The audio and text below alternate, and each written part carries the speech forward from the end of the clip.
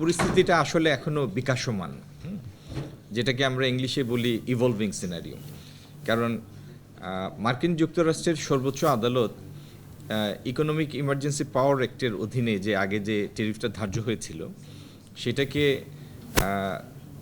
যখন মেনটেনেবল না ডিক্লেয়ার করে ঘোষণা করে পরবর্তীতে ইউএস গভর্নমেন্ট সেকশন 122-এর অধীনে প্রথমে 10, তারপরে ইউনিভার্সাল সবার জন্য, এটা বাংলাদেশের জন্য না, সব দেশের জন্যই 15% ট্যারিফ ঘোষণা করেছে। আমরা ঘোষণা শুনেছি, কিন্তু আমরা তো ইন রাইটিং এখনো কিছু পাইনি। আর সেকশন 122 যেটা আইনি ব্যাখ্যা যেটা আছে, ধারা যেটা, সেটা হলো যে এটি সর্বোচ্চ 150 দিনের ভিতরে এটা তাদের ইউএস কংগ্রেস কর্তৃক রেটিফাই হতে হবে।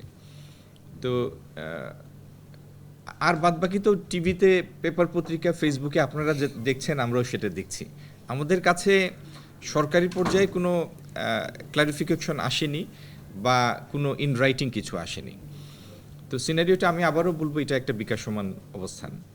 আর মার্কিন যুক্তরাষ্ট্রের সাথে যে চুক্তিটা হয়েছে বিগত সরকার কয়েকদিন আগে করেছে, সেটি ব্যাপারে এখনও আপনাদেরকে বলার মতো আমাদের কোনো অবস্থান তৈরি হয়নি। আমরা দেখছি এটার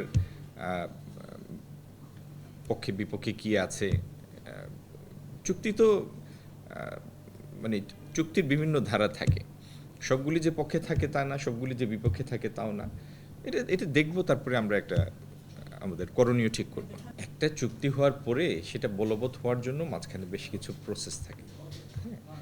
আর আমি আবারও বলছি যে মার্কিন যুক্তরাষ্ট্রের এই ট্যারিফের বিষয়টা এখনও ইভলভিং, বিকাশমান।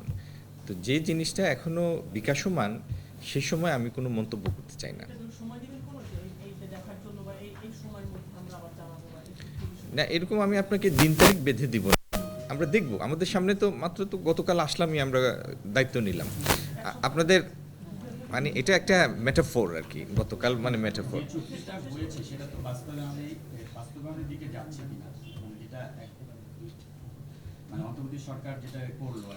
আমার কথাটা ছিল যে এই বিষয়টা এখনো ইভলভিং একটা সিনারিও, হ্যাঁ। তো সেই জন্য বিকাশমান একটা পরিস্থিতিতে আপনাদের প্রতি অনুরোধ থাকবে, এরকম একটা সেন্সিটিভ আন্তর্দেশীয় সম্পর্কের ক্ষেত্রে আমার অনুরোধ থাকবে, আপনারা দয়া করে মন্তব্যের জন্য জোরাজুরি করবেন না। এখানে সবাই আমরা দেশপ্রেমিক মানুষ।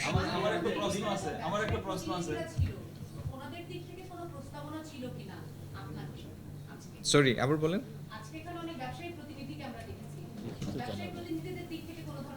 না না না, আমরা ব্যবসায়ী প্রতিনিধিদের আমরা ডেকেছি অনেক একটা বড় রেঞ্জের আলাপের জন্য। এটা এখানে বিভিন্ন সেক্টরের প্রতিনিধিরা ছিলেন। প্রত্যেকটা সেক্টরই তো বাংলাদেশে বিভিন্ন সমস্যা আছে।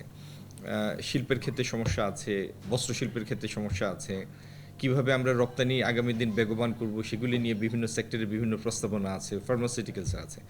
এইভাবে একটা ব্রড রেঞ্জের আলাপের জন্য আমরা বসেছি। আর বাণিজ্য মন্ত্রণালয়ে জন্য খুব ভালো হতো যদি আমরা প্রত্যেকটা সেক্টরকে আলাদা আলাদা নিয়ে বসতে পারতাম। সেটা আমরা বসবো আগামী দিন, কিন্তু যেহেতু রোজা রমজানের দিন আমাদের আরও বিভিন্ন প্রায়োরিটি আছে, তো সেই জন্য তারা যেন দূরত্ব অনুভব না করেন, এই জন্য বিভিন্ন সেক্টরের লিডিং মানে নেতৃস্থানীয় ব্যক্তিদের নিয়ে আমরা আজকে বসেছি। এটা কোনো বিশেষ বিষয়ে আলোচনার জন্য ব্যাপারটা সেরকম না।